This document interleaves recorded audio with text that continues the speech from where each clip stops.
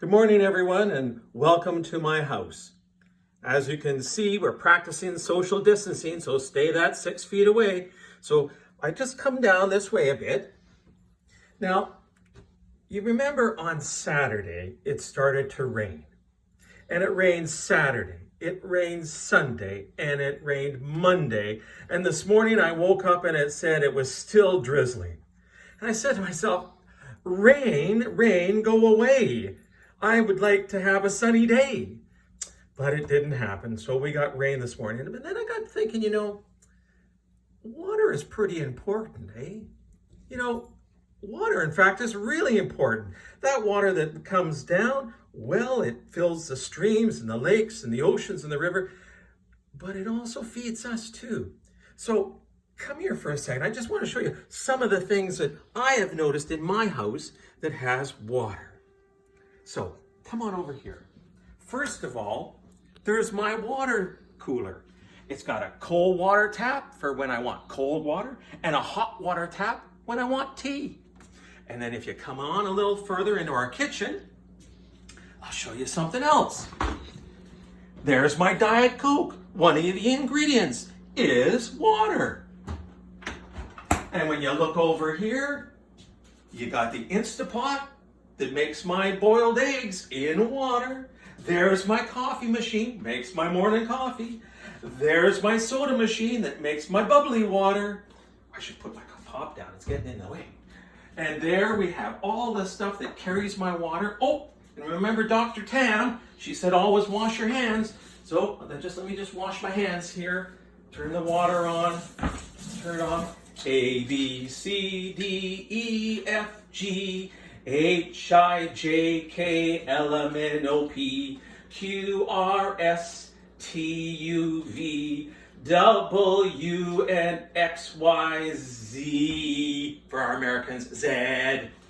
Now I've done my ABCs, won't you come and sing with me? I'll just rinse all that off. Remember, keep washing those hands. Important, important, important. Dr. Tam said so. She's a special doctor here in Canada. So wash them up.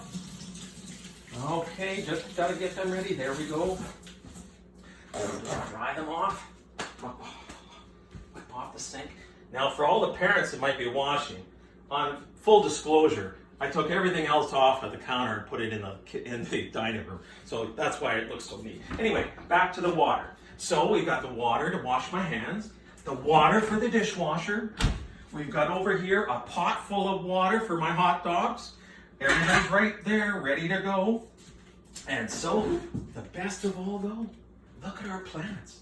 They need water just so that they can stay alive, and they're just beautiful. We got spider plants and a fancy plant there and a super fancy plant, and I think that's an ivy, but I'm not sure. I'm not much sure if that's Mary Lynn's stuff. So anyway, but you'll notice they're all alive because of water, eh? See how important that is? So, what I thought today we'd read a little story here about water. So I'll ask my camera person to come on over here while I read the story. Now, it's by Angela McAllister and illustrated by Mechanica Bloomfield. Now, we're really thankful because the people from Dutton Children's Books have allowed us to do this online, so we're really thankful to them. And it's called When the Ark Was Full. All right, so let's see what the story is. A long time ago, whales lived not in the ocean, but on land. A whale's life wasn't much fun. All day long, whales laid around pretending to be hills, swallowing up unpleasant people to make themselves useful. They didn't go near the sea at all. In fact, whales like Walter and his sister Wisteria hated water. They never took baths and they stayed in their cave, and when it rained until everything and every puddle had dried up. One morning, Walter and Wisteria watched a small cloud drift across the sky. At first, it looked like a pink hat. Then it looked like a white polar bear. And standing on its head, then there was a gray elephant. Then it looked like a big, black thundercloud. And before Walter and Wisteria could get back into their caves, the rain came down and they were drenched. The rain poured down all day and all night and all the next morning. Walter and Wisteria hid in the back of their cave, but the rain trickled in. Before long, the whole cave was flooded. They had to find some place dry, said Wisteria. But we can't go out. We'll get wet again, said Walter. Well, if we stay here, we'll drown, said Wisteria, trying to be brave. Follow me. So, taking their umbrellas, the whales left their cave to look for a dry place. Outside, there was water everywhere. People were splashing around with pots and pans on their heads. Nobody wanted to stop and help the whales find an enormous dry place. Look at them all there. They're dancing around with pots on their heads. Isn't that silly? Then along came Mr. Noah, rowing a small boat, crammed with animals. He was very wet and grumpy. I was warned about this, he said, shaking his head. Can you help us find a dry place? Said Wisteria. Well, I've just built an ark on top of the highest hill, said Noah, wringing the water out of his beard. And I'm trying to collect the animals 2 by 2. But everyone is in such a tizzy. Why has everyone gone bananas over a few drops of water? Sure doesn't look like a few drops, does it? Is there room for us in the ark? Asked Walter hopefully. Follow me up to the top of the hill, said Noah, feeling sorry for the poor wet whales. I'll see what I can do, but I'm not making any promises. And off he rode. Water pelted down harder, and the sky grew black as night. Cheer up, said Wisteria. Soon we'll be in a nice, dry, and inside Mr. Noah's big boat. Walter and Wisteria made their way towards the highest hill. At the top was the most gigantic boat they had ever seen.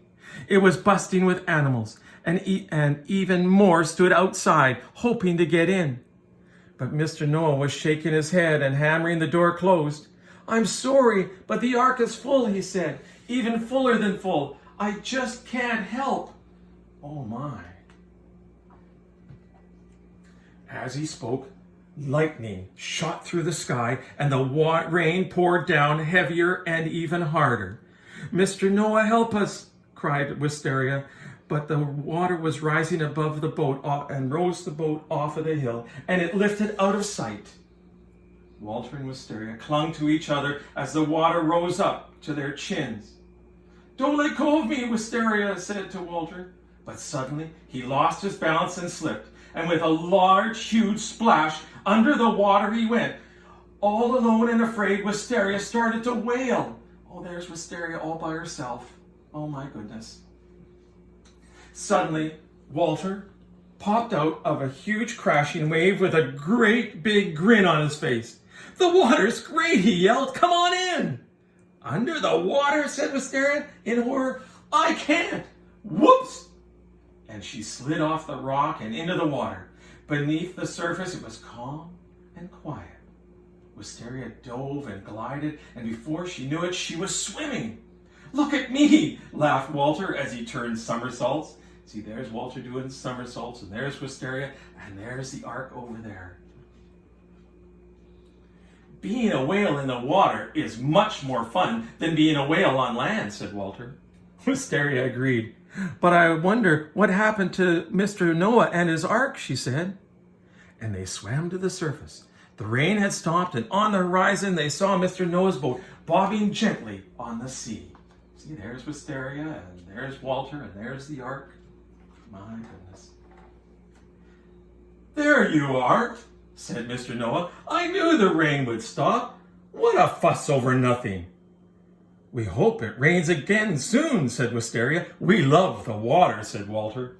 Mr. Noah finally fell overboard. Mr. Noah nearly fell overboard in amazement. And with a gentle nudge, Walter sent the big boat on its way back to land. But the whales never went back. Why live in a cave pretending to be a hill, they said, when we can live in the sea and play in the water all day long. So they just did that. But more than anything, Walter and Wisteria liked to float on their backs and watch for rain clouds in the sky. See, there they are lying on their backs.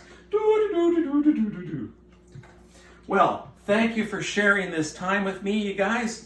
And I hope that you have a great day today. And rain is a good thing. So I think I'll put my raincoat on and go outside. But remember, keep a safe distance. Bye for now.